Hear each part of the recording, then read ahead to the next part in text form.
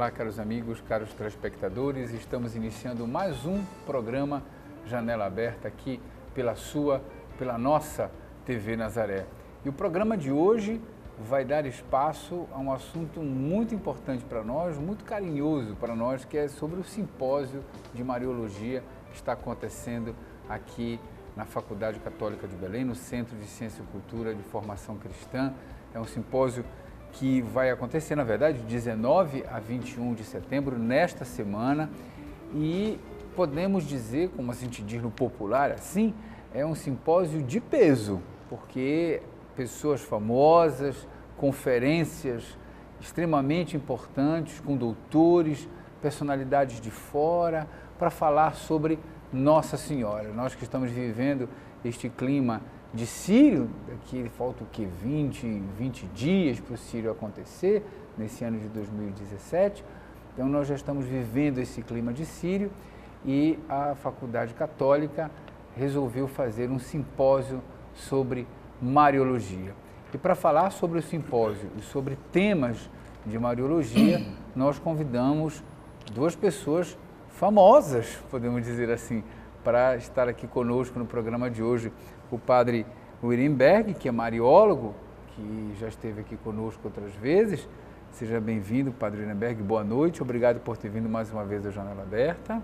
Boa noite, muito obrigado e o nosso abraço, o nosso alô também a todos os nossos telespectadores que nos assistem e contribuem para que esta televisão, essa TV Nazaré, como meio de evangelização, possa alcançar tantos e tantos lugares, os rincões, digamos, de nossa Amazônia legal e de nossa cidade daqui de Belém. Também estamos recebendo aqui nos estúdios da nossa TV Nazaré o Frei Clodovis Boff, que é um doutor em teologia, que vai ser um dos conferencistas do nosso programa, que famoso, é conhecido. Frei Clodovis Boff tem muitos livros, há 40 anos é professor de teologia, já trabalhou na PUC do Rio, em outras PUCs, na faculdades da Itália, é um grande escritor, um grande conhecedor e aceitou vir aqui no programa desta noite. Para nós é uma grande honra recebê-lo.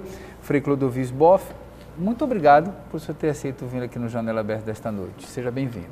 Obrigado. Não costumo falar muito em televisão, como disse o Otelo, né? Padre Manzotti sempre insiste que eu falo lá da entrevista. Mas acedi, estou feliz por estar aqui, porque já vi pelo aeroporto que o povo daqui é um povo alegre, um povo receptivo, também porque é um povo mariano. Então estou feliz por estar aqui. Muito obrigado. Muito bem, e você já sabe que você pode fazer uma pergunta para nós. Durante o programa a gente vai colher as perguntas e no último bloco a gente sempre começa com as perguntas dos nossos telespectadores. Nosso zap é o 98802-3444, tá aí, 98802-3444, estou colocando aí para você. Fácil, você passa um WhatsApp, faça uma pergunta para o padre Wirenberg ou para o Frei Clodovis Boff, que no final do programa, no último bloco, a gente vai fazer a sua pergunta. Padre Wirenberg, eu sei que o senhor é um dos organizadores, queria já aqui mostrar rapidinho o folder do simpósio, aqui para você. Como foi que surgiu a ideia de fazer um simpósio sobre Mariologia, que é tão importante para nós, assim, no Belém, mas surgiu esse simpósio como? A ideia do simpósio, na verdade, a princípio, né? Como este ano, 2016, 2017, foi dedicado a um ano mariano nacional, em vista dos 300 anos de Aparecida, eu ainda estava em Roma, no meu segundo e último ano, ali do mestrado, da licença do mariano, e recebi já uma carta circular, uma comunicação do arcebispo, nosso arcebispo metropolitano, falando que haveria um simpósio de Mariologia e que empenharia, de certo modo, a minha pessoa para organizar e para tentar de pensar. E até então eu não ouvi nada, porque estava lá, não sabia de nada. Uma vez, quando cheguei aqui, então aí foi conversado, claro, com o cônego Vladian Alves, que é o nosso reitor do seminário e diretor da faculdade católica, depois o padre João Paulo, que é o coordenador do curso de teologia, e aí começamos as negociações, começamos a pensar como fazer um congresso, quem chamar, e de fato um primeiro nome nacional que veio e que eu mesmo sugeri foi a pessoa do nosso Frei Clodovis Boff. Foi o primeiro nome que me veio em mente, e aí nós partimos desta ideia de trazê-lo para o nosso simpósio. Claro, depois outros nomes, como vem citado, foi crescendo com as nossas conversas, como Dom Murilo Craig, que é atual arcebispo primaz do Brasil, de São Salvador da Bahia, o Dom Vital Corbellini, que é daqui, bispo de Marabá, né? E ele tem doutorado em Roma, no Agostiniano, né? Ali ele tem um pós-doutorado em História da Igreja Antiga, pela Gregoriana, e Patrística, ali estudou Patrística no Agostiniano de Roma. Então foram pensados nomes. Depois o Manfred Rauch, depois, no caso, o Frei Clodovis Boff foi a primeira pessoa, a Carla Spagnet, que já se encontra entre nós, a Maria Rodica Tutas, que foi professora há alguns anos do nosso instituto e agora faculdade, sobre patrística oriental. E em vez que o Dom Vital vai falar sobre a patrística ocidental, os padres do Ocidente. E depois o Frei Silvio, o nosso capuchinho, que tem um doutorado defendido sobre Baltazar, a Maria em Baltazar, que será o seu tema, e depois este servo inútil que vos fala aqui, de quem está fazendo ainda o mestrado, foi colocado também para falar sobre o Sírio. Sobre o Sírio, é o aspecto teológico, pastoral de nosso Sírio de Nazaré. Muito bem. Em suma, de um modo assim resumido, corrido, é exatamente isso que nós temos aí pensado para o nosso simpósio desses 3 dias que sucedem, 19 a 21. E sempre tendo, o simpósio vai acontecer pela manhã, de 8 a 1 da tarde, com mesa redonda, inclusive, no final das 3 falas, das 3 palestras, das 3 conferências. E à noite sempre terá uma missa numa igreja de importância. Amanhã será no Santuário de Fátima, presidida pelo arcebispo, e quem fará a homilia, a pregação, será o nosso Frei Clodovis Boff. E depois também nas outras, na quarta-feira, será na Catedral, e na quinta-feira na Basílica. A missa sempre no horário ali já estabelecido, 18 horas. Muito bem. Lembro que o nosso telefone para o WhatsApp, para manter um contato aqui conosco, é o 98802-3444. Está aí, 98802-3444. Frei Clodovis Boff, o título deste simpósio é a Identidade e a Missão de Maria na História da Salvação. Queria que o senhor falasse um pouco para nós qual a importância de Nossa Senhora, a concepção de Maria desde o início desses evangelhos, porque na história da salvação, porque desde o início a igreja compreendeu e teve uma espiritualidade mariana. Sempre foi importante o estudo e a concepção de Maria na vida da igreja. Explique para nós um pouco isso. O papel de Maria na história da salvação pertence ao plano de Deus. Deus, que na sua bondade e na sua sabedoria decidiu escolher uma mãe para seu filho, que se encarnaria, se faria homem no meio de nós. Quer dizer, ela pertence ao plano sapientíssimo e amorosíssimo e onipotente de Deus. De modo que nós precisamos entrar na lógica de Deus para poder valorizar a pessoa de Maria. Não foram os católicos que exaltaram Maria, foi Deus mesmo que exaltou Maria. Ela diz o Magníficat, né? O poderoso fez em mim grandes coisas, porque Ele é santo. Qual é a maior coisa que fez em Maria? A mãe do seu filho, a maior de todas. E todas as outras grandes coisas que fez em Maria foi em função de ser a mãe do seu filho. Virgindade, Imaculada Conceição, Assunta ao céu, medianeira de todas as graças, etc. Né? O próprio Vaticano II, abrindo o documento dele, o capítulo 8º, ela diz, Nossa Senhora pertence à fé cristã, porque está no credo. Foi concebido pelo poder do Espírito Santo, nasceu da Virgem Maria. E o credo é a síntese da fé cristã. Quer dizer, na fé cristã está incluída essencialmente Maria. Se você não é mariano, como disse Paulo VI, não é bastante cristão. Depois ela está também presente na Bíblia inteira. O primeiro texto mariológico, na verdade, no Novo Testamento, é São Paulo, a carta aos Gálatas. O que diz lá no capítulo 4? Na plenitude dos tempos, quando os tempos amadureceram, Deus mandou o seu filho nascido de mulher. Eis aí a primeira referência mariológica. Aliás, eu pergunto para os meus alunos, qual é o primeiro autor do Novo Testamento que refere-se a Maria? Em geral erram. É São Paulo. E a Maria estava viva, nascido de Maria. Pois está em todas as missas, em todas as anáforas, ou seja, liturgias eucarísticas, que é o momento alto em que a igreja exprime a sua fé, está lá. Fazemos a memória dos santos, em primeiro lugar, diz o Cânon Romano, a Santíssima Mãe de Deus, a Virgem Maria, o Papa atual acrescentou a esposa de José, etc, etc. Quer dizer, ela pertence aos grandes documentos da fé, por quê? Porque ela pertence ao plano da salvação. O Papa João Paulo II disse essa coisa bonita, né? Naquela grande encíclica dele, Redemptoris Mater. Como Deus veio ao mundo por uma mulher, como é que nós vamos a Ele sem essa mulher? A lógica dele, Ele veio por ela, nós vamos também a Ele por ela. É a lógica de Deus. Queremos ser mais inteligentes do que Deus? Essa é a pergunta. E sempre essa visão de Maria no Oriente e no Ocidente, há muita diferença nesse culto a Nossa Senhora, né? Como é que é para nós, Frei? Olha, o Oriente, ele tem uma visão de Maria mais alta, mais litúrgica, mais dogmática, mais gloriosa. Tanto, por exemplo, que nós tivemos a crise mariológica depois do Vaticano II, né? Alguns deixaram de rezar o terço, deixaram de honrar Nossa Senhora, né? Porém, o Oriente nunca sofreu crises mariológicas, porque os grandes concílios antigos, que falavam de Nossa Senhora, porque falavam da humanidade de Jesus, Jesus verdadeiro homem, porque nasceu da Virgem Maria, como todos nós nascemos de mulher, né? Então, eles mantêm aquela grande tradição de Maria Theotokos, é a mãe de Deus. E nas anáforas, liturgias eucarísticas, nos ofícios divinos, Maria tem o maior lugar, a maior louvação. Especialmente, por exemplo, na liturgia copta, né?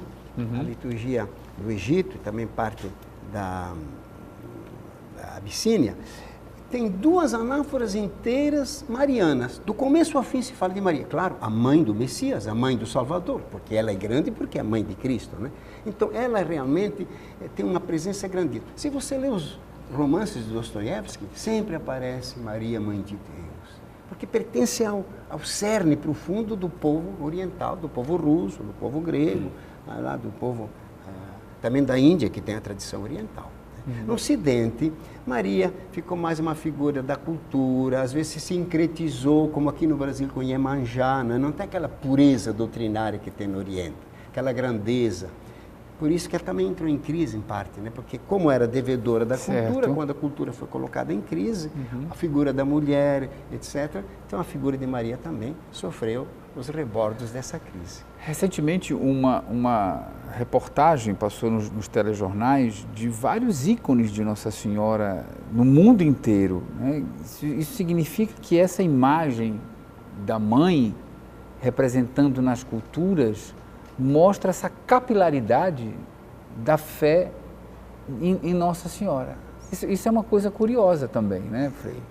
O Greeley, um grande sociólogo americano, né, falecido há pouco tempo, ele disse: depois da cruz, o símbolo mais difundido, mais popular e mais querido no Ocidente é Maria. E o nome de mulher mais usado também é o nome de Maria, diretamente ou composto: Maria das Dores, Maria das Graças, Miriam, né? Maria do Socorro, etc. Né? É o nome mais usado pelas meninas, pelas mulheres, pelas moças, né? E depois é a figura mais querida. Qual é a mulher, qual é a figura humana, política, literária, ou do mundo do cinema, da mídia, do mundo da beleza, que atrai tantas pessoas como nos santuários marianos? Como aqui, Círio de Nazaré, milhões. Uma pequena imagem feminina, sem grandes propagandas, pela força mesmo de sua evocação, porque evoca a Mãe de Deus, aquela que gerou Deus, atrai tanta gente. E atrai tanta gente do fundo do coração, atrai por convicção, por uma relação assim visceral e ao mesmo tempo espiritual com a Mãe de Deus. Então é uma figura poderosíssima, não só na religião ocidental, como também a cultura ocidental. Por isso esses ícones, né?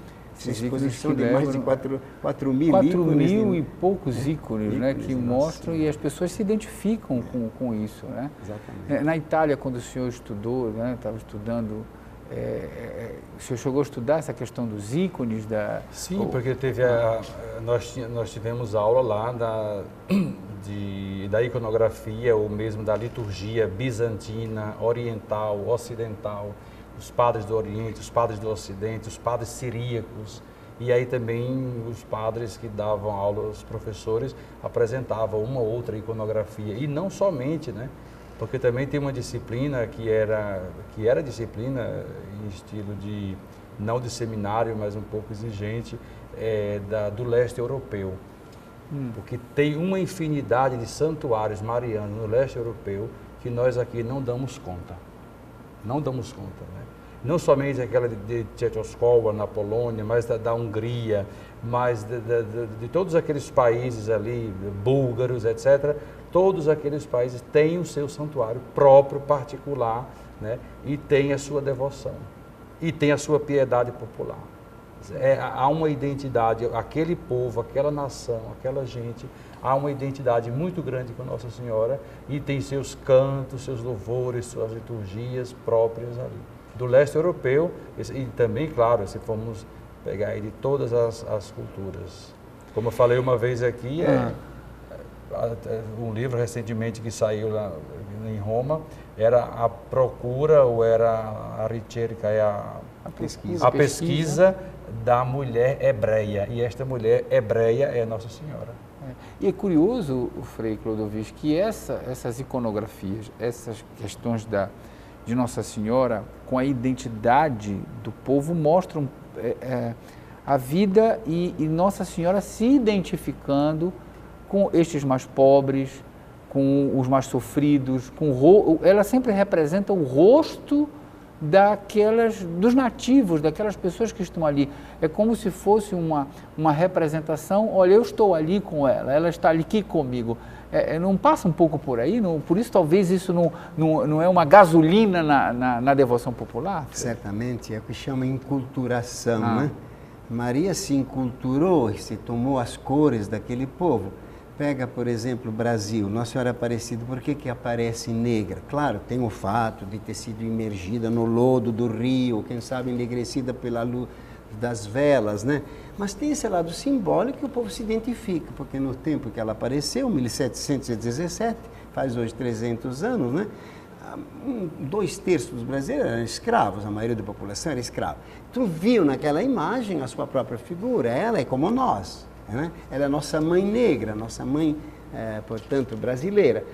A mesma coisa, Guadalupe, aparece na forma da Índia, a indianita, a morenita, porque a maioria daquele povo, mistura de espanhóis com os índios astecas, deu a morena, uma identificação. Né? Lá no Oriente, com os olhos puxados. Estive na China, por exemplo, né? Hong Kong, etc. De olhinho puxado, ela se identifica, e todo mundo vê a nossa mãe, né? Então, ela se encultura realmente, ela assume a língua. Bom, quando ela aparece em Portugal, fala o quê? Fala o sotaque português.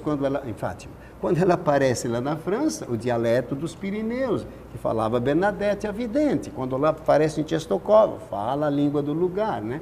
A língua croata. É assim, ela se identifica com o povo. Por isso que também o povo se identifica com Maria. Há uma identificação visceral entre uma coisa e outra. O povo é mariano e Maria é o povo. Muito bem. Estou entrevistando aqui no programa de hoje, falando sobre o simpósio de Mariologia. Você já deu para entender como é que vão ser, na verdade, as conferências amanhã. O Frei Clodovis Boff já deu para entender mais ou menos como é que vai ser já a conferência. Corra! Agora não precisa nem correr, porque amanhã você pode chegar lá, fazer inscrição, né? Daqui a pouco a gente vai falar um pouquinho como é que você pode fazer. Muita gente já se inscreveu, mas ainda há vagas. 98802-3444. 98802-3444 no nosso zap, pelo qual você pode mandar a sua mensagem. A gente vai para o nosso apoio cultural e voltamos daqui a pouquinho. TV Nazaré, Amazônia falando para a Amazônia. Estamos voltando com o nosso programa Janela Aberta aqui pela nossa TV Nazaré, hoje falando sobre o simpósio de Mariologia que vai começar, na verdade, amanhã, de 19 a 21 de setembro, lá na Faculdade Católica de Belém, e você pode participar. Começa de 8, termina às 13 horas, à 1 da tarde, como vai haver várias conferências e muitos temas a serem debatidos.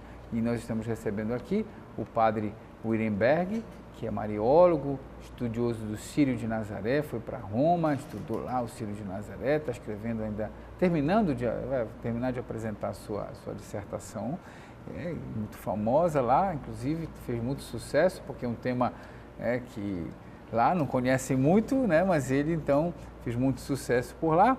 E o Frei Clodovis Boff, que está aqui conosco, que é doutor em teologia. E você pode fazer a sua pergunta, você já sabe, pelo 98802-3444, 98802-3444. O Frei Clodovis, escreveu um livro, Mariologia Social, é isso? Que pensou um pouco essa relação de Maria e relação com a sociedade. Queria que o senhor falasse de onde surgiu a ideia de fazer uma Mariologia Social, Frei Clodovis. É que a igreja sempre diz, não é? Que nós precisamos acreditar nos dogmas marianos, Mãe de Deus, Virgindade, Imaculada, Assunta, e que precisamos também nos comprometer com mudar a sociedade, lutar pela justiça, lutar pela honestidade, lutar pela paz, pela defesa da vida, etc. Porém, o nexo entre luta pela justiça e devoção mariana, às vezes não é muito claro, né? Tem muita gente que tem muita devoção mariana, mas se compromete pouco. Outros se comprometem muito, mas dá pouca importância à oração, à devoção mariana, né? A pergunta é, será que Maria é um símbolo, é uma figura também que mobiliza para a justiça, para a paz, para as grandes causas sociais, a dignidade da pessoa humana, etc., né? É certamente. A gente vê pelo Magnífica, né? Paulo VI, aquele grande documento Marialis Cultus, número 37, diz lá claramente, Maria não hesitou em declarar que Deus é o vingador dos pobres, porque ele exalta os humildes e humilha os orgulhosos, depõe do trono os poderosos e reabilita os pequenos, enche de bens os famintos e manda os ricos embora de mãos vazias. Está no Magnífica, né? Essa peça assim dura, forte de Maria comprometida, Maria, mulher profética, libertadora. Só que essa figura ficou um pouco apagada, né, na história da devoção do povo de Deus. Ficou muito piedoso, muito mariano, mas pouco comprometido, né? Outros muito comprometidos e pouco mariano. Então tem que fazer as duas coisas. Quem é comprometido com a sociedade também tem a devoção mariana, encontra nela essa inspiração. E quem é também comprometido com a devoção mariana também se empenha pelas grandes causas sociais. Então, o verdadeiro cristão é isso, né? Portanto, eu fui ver na história, de fato, tem esse nexo profundo. Quantas obras sociais grandes, todas as obras de misericórdia que a igreja começou, né? Cuidado dos pobres, das viúvas, dos peregrinos, tudo em nome de Nossa Senhora. Guerras, por exemplo, de defesa da cristandade contra o Islã, por exemplo, o Lepanto, né? Foi feito na Abadão Rosário. Inclusive, tanto o Papa diz, foi mais ganho com as rosas do que com as armas, né? 1571, né? Quer dizer, Maria foi uma figura que inspirou, né, atos heróicos. Sociedades inteiras foram fundadas na sua identidade política em nome de Nossa Senhora. Por exemplo, o México, os padres Hidalgo e Morelos, que declararam a independência do México em 1810, né, em nome de Nossa Senhora. Com a bandeira da Morenita, quem for da Morenita vem atrás de mim. Lá, aquele povo vai para derrubar o exército espanhol, expulsar o exército espanhol e declarar a independência. A Polônia não é a Polônia que é se não fosse pela Nossa Senhora de Częstochowa, né, que é a patrona da Polônia. Foi inclusive tirada do mapa, foi eliminada em 1789, ficou 120 anos como não-nação, mas subsistiu como nação pela identificação com Nossa Senhora Morena de Częstochowa, né? Quer dizer, ela também fundou a identidade do povo polonês. Então, ela é uma figura grande que está na raiz, né, desses grandes fatos históricos, né? Então, eu descobri essa grande riqueza e, de fato, hoje em dia, a teologia da libertação, as comunidades de base, os militantes cristãos, invocam Nossa Senhora da libertação, né? Nossa Senhora libertadora das opressões, Nossa Senhora profetiza das grandes causas sociais. O senhor falou do Magnífica. A gente fala pouco do Magnífica, né? Pouco. medita pouco sobre o Magnífico, é uma impressão minha. A gente não... E é um cântico tão rico, claro, os exegetas explicam, tirado daqui, tirado dali, sim, mas ao ser colocado pelo evangelista ali, é um canto riquíssimo. Riquíssimo, o senhor tem razão. E meditamos pouco sobre isso. Meditamos pouco. Aliás, interessante, né? Tem um estudo de um colega meu em Roma, Padre Gila, que é mariólogo, ele analisou como é que o Magnífico foi lido durante a história da igreja, né? Então, notou o seguinte: no começo era lido de maneira muito comprometida, né? Porque o povo sofria as opressões, perseguições e via em Maria aquele exemplo de mulher que conforta, de mulher que está ali e leva a vitória, né? A resistência, o martírio. Depois, com um grande teólogo chamado Orígenes, lá na Alexandria, ele espiritualizou a leitura do Magnífica. Então, os potentes não são os poderosos deste mundo, como disse Paulo VI, de maneira muito concreta, né? Mas seriam os demônios, seriam entidades espirituais, o pecado. E os pobres não seriam aqueles que passam fome, passam necessidades, oprimidos, abandonados, índio, negro, mulher, oprimido, etc. Não são. São apenas os pobres espirituais. Aí que espiritualizou. E ele era tão poderoso como teólogo, grande, era um gênio, Orígenes, né? Influenciou toda a tradição da leitura do Magnífico, espiritualizou. E, no entanto, o Magnífica é rezado pela igreja, tanto no Oriente como no Ocidente, todos os dias, porém de maneira espiritualizada. Ela foi recuperada, seu sentido concreto, realista, né? Social. Poderosos são poderosos, disse Paulo VI, inclusive botou deste mundo, oprimidos que têm fome de pão, né? De direitos também, evidentemente, foi recuperado nos anos 70 pela teologia da libertação, pela teologia feminista, e Paulo VI registrou no seu documento. Certo. Ele recuperou. E a partir de agora se lê também no sentido concreto realmente o Magnífico. Interessante, eu analisei, por exemplo, o Padre Anchieta, que escreveu o Poema da Virgem, o primeiro tratado mariológico no Brasil, foi ele que fez, né? Certo. Quando era refém dos índios, escrevia na praia, depois, quando se libertou, reescreveu tudo em latim, foi traduzido em português. Eu analisei, ele cita o Magnífico, não cita. Incrível, ele cita todos os passos de Nossa Senhora, toda a vida de Nossa Senhora. Quando chega ali na visitação, em que Maria declara, né, o Magnífico, ele passa por cima, Maria ficou lá 3 meses, depois voltou para Nazaré, deu à luz o Cristo em Belém e assim vai. Quer dizer, é um esquecimento do Magnífico, embora fosse rezado. Curioso isso, né? Hoje em dia já se recupera, as feministas, os pobres, comunidades, a igreja recupera o seu sentido espiritual, que permanece, evidentemente, né? Porém, o seu sentido básico, também concreto, social, que é inegável. Então precisamos resgatar um pouco melhor a espiritualidade. Por isso que é mulher profética e libertadora. Muito bem, você pode fazer uma pergunta aqui para o Frei Clodovis Boff e para o Padre Wierenberg, que também é mariólogo, pelo 98802-3444, é o nosso zap, você já sabe, pode fazer uma pergunta. Padre Wierenberg. Tem uma tese. Diga. Uma tese, a gente vinha conversando, né? Do Alberto Valentini, sobre o Magnífico, o senhor conhece bem essa tese, é uma tese que ele fez no Bíblico sobre o Magnífico, ele recupera, e foi agora reeditado em Roma, pela editora de Bolonha, né? A editora de Bolonha reeditou esta tese, resgatando os aspectos exegéticos bíblicos sobre o Magnífico. Porque eu lhe falo isso porque quando a gente reza nas vésperas esse cântico, meditando, rezando, ele é extremamente impactante. Se você for parar para meditar, ele é extremamente impactante. Ele até é desinstalador. Uma pessoa muito... Ele tira você um pouco, né? O que é aquilo ali que ela está falando? O que aquilo quer dizer? Na vida, na sociedade, no mundo, né? de uma própria espiritualidade. Ele sacode. É um cântico que sacode. Interessante. Diga. Quando Pérez Esquivel, Prêmio Nobel da Paz, estava na cadeia, preso pelo regime argentino, os ditadores, ele disse assim, escreveu lá: eu imagino Maria entrando aqui na cadeia, declarando: Deus deporá os ditadores dos seus tronos e vai exaltar os oprimidos. De fato, quando o Papa João Paulo II visitou a Argentina pela primeira vez, os militares não quiseram colocar no texto do Magnífico, que barraram, vetaram, depois do trono os poderosos exaltou os humildes, vetaram.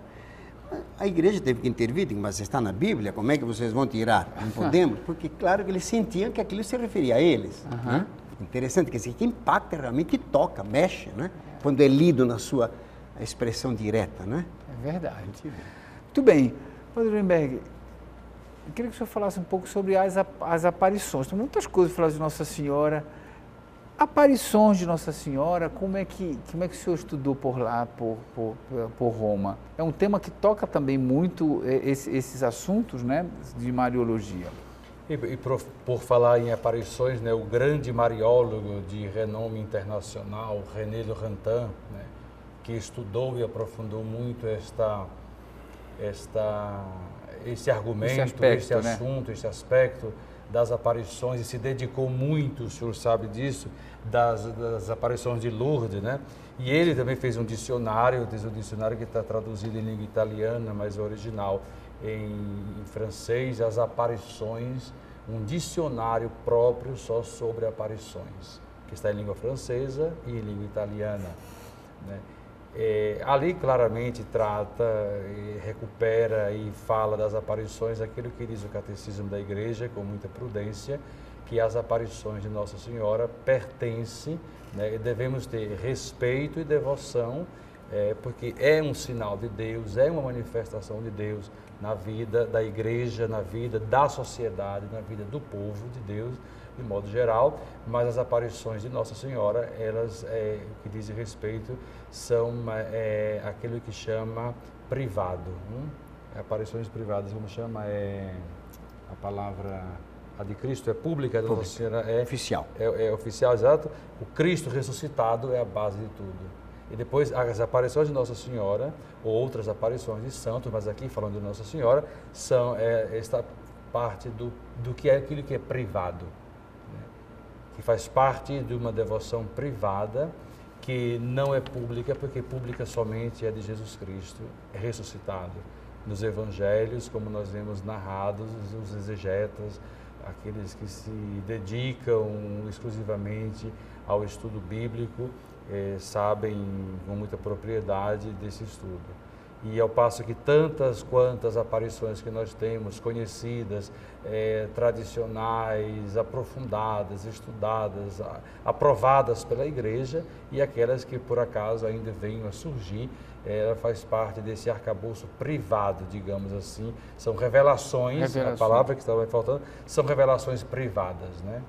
Maria, Nossa Senhora, nas suas aparições, não traz nada, digamos, de novo, mas ela simplesmente desperta o novo, a novidade do Evangelho, que é Jesus Cristo.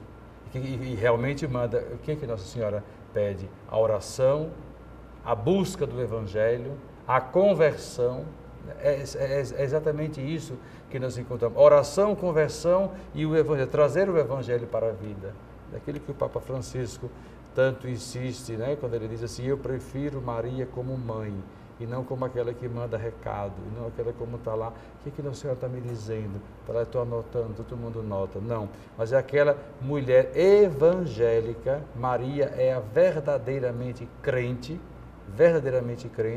e que ela traz não somente o Filho no seu seio, no seu ser, porque ela gera, mas esse Filho continua a trazê-lo na vida das pessoas, na vida da Igreja, no Evangelho, participando na vida social e na vida dos homens e das mulheres de hoje, né? E é exatamente a alegria do Evangelho. O que vai dizer o Papa, né? Claro, se respaldando também em Paulo VI, no Evangelho anunciando o Evangelho e anunciando e vivendo a alegria do Evangelho nos dias de hoje. Então, as duas pessoas importantes, Cristo e Maria, porque Maria é gerada pelo Cristo, né? Ou melhor dizendo, Maria gera o Cristo na sua vida e traz ao mundo. E esta novidade, esta alegria é a principal alegria, creio, nessas aparições. E aqui, claro, precisamos educar, precisamos evangelizar, precisamos anunciar com mais ardor e mais responsabilidade todas essas aparições, porque do contrário, se não tem o Evangelho, se não tem realmente o que a Igreja diz, não podemos nos firmar nisso, porque não vem da Igreja. Muito bem, 98802-3444, daqui a pouco é o último bloco, olha, como passa rapidinho, e temos que passar para o último bloco já com as perguntas de vocês, mas só para dizer que quem quiser fazer o simpósio pode ir amanhã lá, né, no Centro de Cultura e Formação Cristã, que o Frei Clodovis Boff vai fazer a primeira conferência Grandeza Teológico-Cultural da Figura de Maria. Né? A primeira conferência para começar logo assim com tudo, tá bom? Sai daí, TV Nazaré Morânia falando para a Amazônia. Estamos voltando com o nosso programa Janela Aberta aqui pela nossa TV Nazaré, hoje falando sobre o simpósio de Mariologia que vai ocorrer agora, nesta semana. Começa amanhã, dia 19, e vai terminar no dia 21 de setembro na Faculdade Católica de Belém. É uma promoção da Faculdade Católica de Belém, da Arquidiocese aqui de Belém. Está tendo, né, um apoio, uma organização da Faculdade Católica e há nomes muito famosos, muito interessantes, que vão proferir várias conferências. Vai vir Dom Murilo Krieger, que é arcebispo, foi bispo de Florianópolis, mas atualmente arcebispo primário do Brasil, né, de Salvador. Dom Vital Corbellini, que agora também é bispo de Marabá, fez mestrado e doutorado em teologia patrística. Padre Manfred Haug, o padre Frei Clodovis Boff, que está aqui conosco, hoje já nos brindando com a sua presença. A Carla Spagnetti, o padre João Paulo Dantas, que já fui várias vezes entrevistado aqui no Janela, a irmã Maria Ródica Tutas, o Frei Silvio de Almeida, que é o Capuchinho, e o padre Urenberg aqui da Silva, que estamos conversando com ele também. Então é uma programação solene, robusta, vale a pena você que gosta de estudar sobre Nossa Senhora, que tem estudos sobre Mariologia, aproveite, porque as conferências são muito importantes. Você pode fazer uma pergunta ainda para nós pelo 98802-3444, que é o zap do Janela. Você pode fazer a sua pergunta, faça como o Sirênio. Ele diz assim: obrigado, Sirênio. Fez uma pergunta para nós assim: sou Sirênio, sou de Santarém. Minha pergunta é: por que Nossa Senhora ficou por bastante tempo meio que escondida? Não entendi muito escondida, mas eu vou jogar a pergunta para vocês. Frei Clodovis. Realmente... Não entendi muito escondida, mas vá lá. É o escondimento que se seguiu ao concílio, né?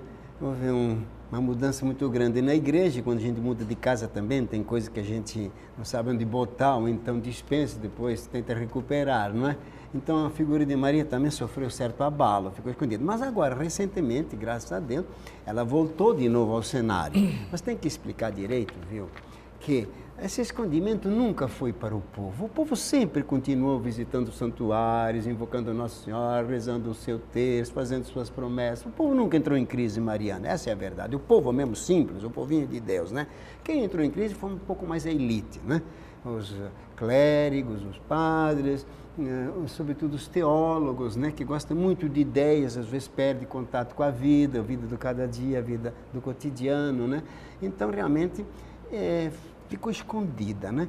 E não pregaram mais sobre Nossa Senhora, não esclareceram o povo também sobre a verdadeira devoção a Maria. Por isso também que, diante do avanço das seitas que rejeitam essa figura, não sabe como responder, ou se deixa também seduzir, né? E vão para as seitas e perdem essa figura maravilhosa que pertence ao plano da salvação, não pode ser dispensada da fé, né? Então teve um certo escondimento, mas graças a Deus agora mesmo esse simpósio, por exemplo, já é um sinal, né? 300 anos de Aparecida, 100 anos de Fátima, levou também a fazer simpósios, né? Eu, por exemplo, estive em Porto Alegre, num simpósio mariológico, estive também no Rio de Janeiro, simpósio mariológico, agora estou aqui para esse simpósio. Era a primeira vez, na verdade, que as faculdades faziam um simpósio especificamente mariológico, ou seja, por que antes não aparecia? A menina aí tem certa razão, do ponto de vista, né, do proscênio, da cultura alta na igreja, da teologia, houve um certo escondimento, embora o povo continuasse no seu canto. Porém, o povo precisa ser acompanhado pelos teólogos para poder ser instruído, ter uma fé robusta, uma fé esclarecida e uma fé também comprometida, né, com a missão da igreja. Certo. O senhor falava dessa questão de esconder e que o povo sempre esteve presente. E falamos ainda agora aqui no intervalo, rapidinho, que muitos teólogos protestantes europeus trabalham com essa questão de Nossa Senhora. E, às vezes, uma questão brasileira, ou talvez da América Latina, não sei se na Europa esse fenômeno, talvez possa responder melhor o padre Urenberg, que esteve recentemente lá, essa questão dessa espiritualidade mariana mais popular, da questão das seitas que rejeitam logo imediatamente. Como é que o senhor vê isso? O senhor acha que talvez essa questão de seitas que rejeitam é um pouco pela falta desse esquecimento, de não ter tido essa proximidade do povo e faltou o acompanhamento e deixou essa questão mais ao povo com dificuldade de fundamentação?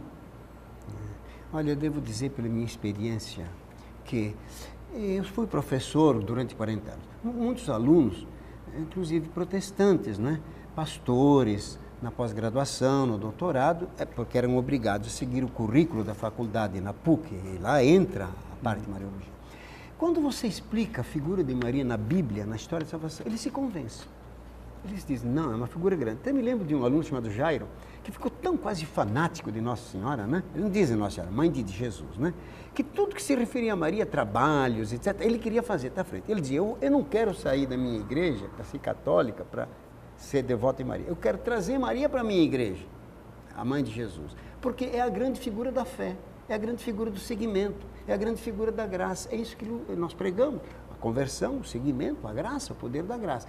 Então, entre essas duas figuras que faziam diferença de católico e crente, a figura do Papa e a figura de Maria, a figura de Maria agora está se aproximando. Eles estão redescobrindo a base bíblica dela, também porque nós estamos apresentando uma figura mais autêntica, mais pura, mais bíblica, mais comprometida, ou seja, mais palatável, né? Para uma mentalidade ecumênica, também para uma mentalidade protestante. E agora a figura do Papa também, graças a Deus, pela simpatia desse Papa, né? Muitos crentes gostam dele, né? Ele também abençoa, entra na casa deles, dá a bênção e está se dissolvendo, então, essas coisas que antes dividiam e agora estão aproximando. A figura de Maria e a figura do Papa, duas figuras de unidade. Padre Lemberg, agora é o Sírio, estamos chegando pertinho do Sírio. O que é que o senhor, no seu trabalho, na sua pesquisa, pescou de mais importante, porque numa pesquisa são muitas coisas. O que é que o senhor apresentou de mais importante na sua pesquisa sobre o nosso Sírio? O primeiro de tudo é que vou apresentar no simpósio que me foi pedido e, de certo modo, eu não queria, a princípio, pelo fato de ainda estar esperando a data da defesa, não queria falar nada do simpósio, somente estar ali ajudando de algum modo, né? Mas eu vou falar aquilo que está no projeto de pesquisa. Certo. E no projeto de pesquisa apresenta claramente o que é o Sírio. Primeiro o resgate histórico. E depois apresentar o Sírio acontece onde? Num lugar específico, Belém do Pará. Trazer um pouco da história desta cidade, os começos, digamos assim, ou o começo, o início, como essa devoção aqui se instalou, por que se instalou, né? Então, é exatamente tratar disso aí no primeiro capítulo. E ao passo que o trabalho ele vai crescendo, e chega no terceiro capítulo, o segundo capítulo, assim, claramente vai tratar do Sírio propriamente dito, os elementos principais do Sírio. O Sírio de Nazaré não acontece se não tem a presença da Mãe de Deus.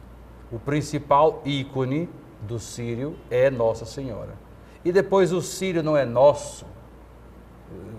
O modo de dizer, porque o nosso Sírio, no Sírio é dela, e nós estamos no Sírio por causa dela, e porque uma devoção começou de um simples, começou de um caboclo, digamos uma pessoa, eu não diria que fosse o ignorante, mas colocar entre aspas, o ingênuo, não, o ingênuo na fé que traz para dentro do seu coração o santuário, né? Esse homem morre e não vê nada disso acontecer. Aquilo que nós trazemos hoje e que nós vivemos hoje é fruto de fé dos primórdios de nossa devoção, de nossa cultura, né? É entender o Sírio, caríssimos, para além de uma visão somente televisiva, ou artístico, ou cultural, ou somente aquilo que dizem e escrevem, tem tantas coisas, tanta literatura que nós temos aí sobre o Sírio de Nazaré, escritas e bem escritas, algumas informações um pouco truncadas, que é normal, que aconteça isso, mas entender principalmente o sírio, mas entender o sírio no sentido como o próprio Frei Clodovis Boff, que doutor até em Mariologia mesmo, de um modo genuíno seu, da sua pessoa, de fazer parte de uma ordem religiosa, ordem mariana, Servos de Maria, que está para fazer 200 anos aqui no mundo inteiro, não? 200 anos no Brasil, só no Brasil 200 anos, desculpa. São os 800 São anos 800 de vida, anos de 1.200. De 1.200, exato. Olha então, só. de trazer exatamente o quê? Esse resgate do povo. É como se diz aqui, a santa é do povo. A santa é do povo. E quem carrega esta santa nos braços é o povo. Porque ela é conduzida pelo povo, É verdade. ela é levada pelo povo. É verdade. Né? E é a fé do povo, e se quiser dizer uma fé ingênua, se quiser dizer muitas vezes uma fé subjetiva, mas é isso que mantém a nossa fé, que mantém a nossa igreja. Né? E nós precisamos resgatar o sentido teológico, pastoral, porque do contrário não se entende nada. E do contrário fala-se qualquer coisa. É verdade. Para entender de fato o que é esta festa da Mãe de Deus, que aqui quis ficar, quando quis permanecer, né? É que podemos dizer assim, eu digo que é uma irrupção de Deus. Deus quis que isso acontecesse. E é a realidade que circunda-nos hoje, né? Do Sírio de Nazaré. Muito bem. Lembrando que o simpósio vai acontecer, começa amanhã, termina no dia 21, agora de setembro, começa das 8 vai até 1 da tarde. Amanhã vai haver uma abertura solene do simpósio com o Dom Alberto, que é o grão-chanceler da nossa faculdade, e a primeira conferência, a grandeza teológico-cultural da figura de Maria, vai ser com o nosso professor doutor, Frei Clodovis Boff, que está aqui. Faça mais uma propaganda, quem quiser pode ir. Quem quiser pode se dirigir ali ao nosso Centro de Cultura e Formação Cristã da Arquidiocese, O endereço? aquele prédio ali anexo à nossa faculdade e seminário, ali na BR-316, o endereço está claramente aí em frente ao antigo batalhão da Polícia Militar, não é isso? Ali pode chegar e fazer a sua inscrição, que muitos também não fizeram, não tiveram oportunidade ainda, mas também está divulgado no site da faculdade, mas pode se dirigir ali pessoalmente, em loco, e fazer a sua inscrição e participar desses 3 dias do simpósio, que terá um certificado de participação a todos aqueles que participarem do evento. E depois, a missa tem uma missa à noite, não é isso? Amanhã teremos a missa no Santuário de Fátima, Tá. ali onde fica o endereço ali do Santuário de Fátima, esse todo mundo conhece, sabe onde é, o Santuário de Fátima, a paróquia Nossa Senhora de Fátima, presidida pelo Dom Alberto, e será feita a homilia. Quem vai pregar nesta missa vai ser o nosso caríssimo Frei Clodovis Boff. No dia 20 de setembro, que é na quarta-feira, nós teremos a missa na Catedral Metropolitana, deverá ter um bispo presidente e um desses conferencistas, creio que deverá fazer esta homilia, imagino.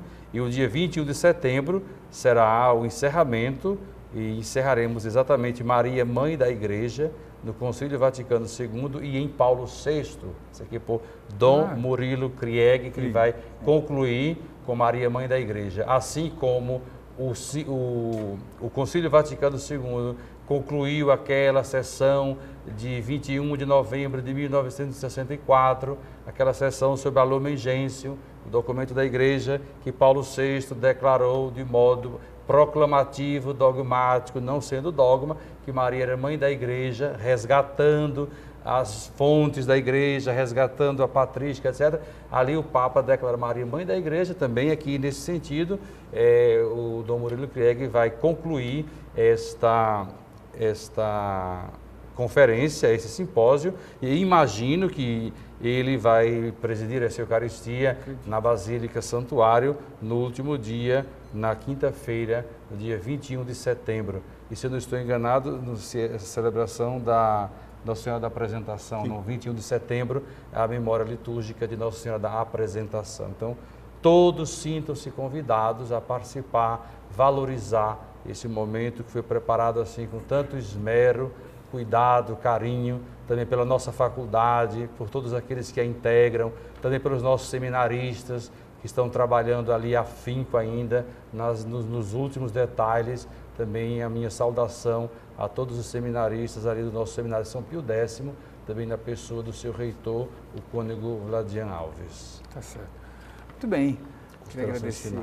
Queria agradecer a presença de vocês hoje, agradecer, desejar sucesso, né, à Faculdade Católica. Não é a primeira vez que está fazendo trabalhos assim. De vez em quando a gente divulga uma tarefa, uma palestra, algum evento que a faculdade está fazendo. É um orgulho para nós, a nossa faculdade está trabalhando com afinco. Que bom. Então, queria agradecer a todos, sucesso. Frei Clodovis, 30 segundos para suas considerações finais, por favor. Eu fiquei contente por esse encontro, porque agora está casando, né, o estudo, a pesquisa, o aprofundamento histórico, dogmático com a piedade popular, que recebe então informações, luzes, para poder robustecer, vertebrar melhor a sua fé, preparar melhor, como pediu Pedro, né? Estar sempre preparado para dar as razões de vossa esperança, no caso da vossa piedade mariana, né? E o povo então também que participa e aprende, e aprecia, pergunta e debate, né? Não aconteça que os padres, a Mariologia vá por um lado e a piedade mariana vá por outro, que se divorciam, né? Não pode. Esse casamento é bom. A teologia que ajuda a piedade mariana, a piedade mariana que ajuda também a própria reflexão teológica. Então, feliz, muito obrigado, o Theo que me convidou. Eu não sou muito de televisão, disse então, porém vejo que é muito importante. Se São Paulo estivesse aqui hoje, utilizaria certamente a televisão. E Paulo VI disse também, o Senhor da igreja vai cobrar da igreja se ela não usar os meios de comunicação para divulgar o Evangelho. Grande, então, exemplo nos deu João Paulo II, que em todas as televisões do mundo é para pregar o Evangelho, um grande comunicador. Então, Theo, muito obrigado, continue o teu belo trabalho, tua bela função, e que Deus te recompense e recompense também todos aqueles que te escutam. Amém. Tá certo. Muito obrigado, Padre Ulenberg. Suas considerações finais? Eu faria uma consideração final bíblica, não? Assim como Jesus, no alto da cruz, disse para João, né? Eis aí a tua mãe, e a partir daquele momento o discípulo a levou para a sua intimidade, para a sua casa. Que nós possamos trazer e levar Maria conosco no nosso coração, cada um para a nossa casa, para a nossa vida, para o nosso trabalho, para o nosso estudo. Que possamos trazer Maria, Mãe de Jesus, Mãe de Deus, para a nossa intimidade, para o nosso coração. Porque se nós não formos marianos, nós não seremos cristãos. Se nós não formos marianos, nós também não seremos nem tampouco nazarenos e nem tampouco a expressão do Ciro de Nazaré de nada vai valer para a nossa vida. Tragamos Maria para dentro da nossa vida e para dentro da nossa casa interior. Um bom simpósio a todos, um feliz simpósio a todos e desde já um feliz e abençoado Círio que está aí às portas com as nossas peregrinações e com as nossas celebrações. E muito obrigado também, agradeço desde já a oportunidade de ter nos trazido aqui, divulgar esse simpósio. Meu agradecimento sincero ao Frei Clodovis Boff, que está aqui conosco, essa presença aqui em nossa Belém do Pará, em nossa Amazônia. Muito obrigado por tudo, que Deus abençoe e recompense a todos. Tá certo. Muito obrigado mais uma vez e obrigado a você que nos acompanhou no programa de hoje. Até a próxima semana, mais um Janela Aberta. Até lá, tchau, tchau.